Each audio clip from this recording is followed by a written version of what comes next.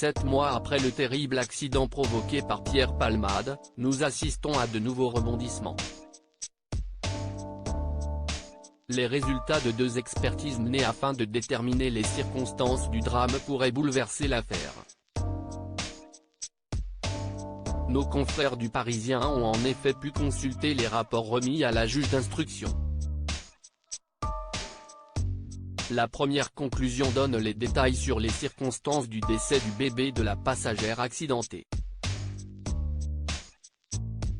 Le deuxième rapport, qui fait également partie du dossier d'instruction, met en lumière l'origine de l'accident. Il est fort probable que la qualification pénale des charges qui pèsent sur l'humoriste de 55 ans pourrait changer.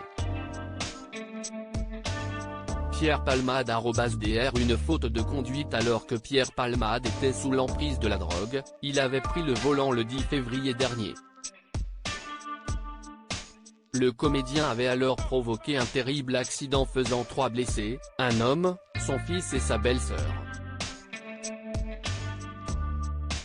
Mis en examen, le grand ami de Mireille Dumas a vu son contrôle judiciaire s'alléger au fil des mois. Paraît-il que son état de santé ne permettait d'ailleurs pas une détention provisoire. Remis en liberté sous contrôle judiciaire, le comédien se serait rendu en boîte de nuit. Le rapport d'accidentologie pourrait cependant tout changer. L'auteur des faits serait en effet le seul responsable.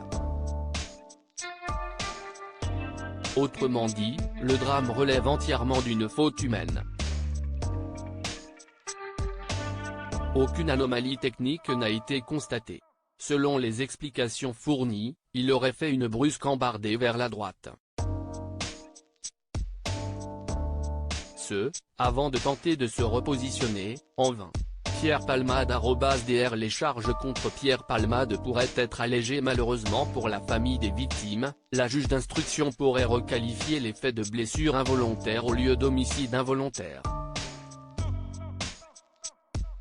La raison ? Selon une récente expertise médicale, le bébé de la passagère accidentée est décédé avant sa naissance. Si les experts affirment que le bébé était viable à la naissance, ils ont également déclaré que son état de mort constituait ce fait dans les dernières minutes de grossesse.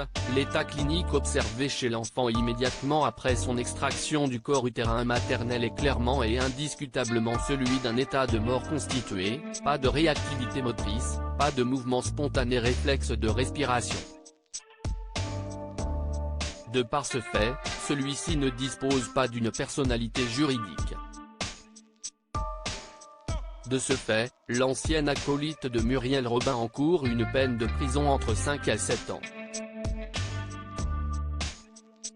Initialement, il risquait de passer plus de 10 ans derrière les barreaux.